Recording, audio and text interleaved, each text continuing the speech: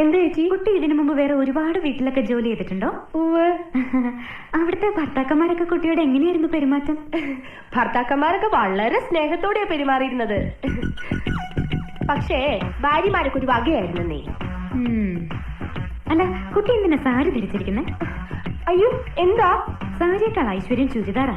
ശല്യം മുഴുവൻ കവർ ചെയ്യുന്നതുകൊണ്ട് പറയല്ല കേട്ടോ, അതൊരു ഐശ്വര്യ. അപ്പോ ചേച്ചിക്ക് വേണ്ട ഈ ഐശ്വര്യം?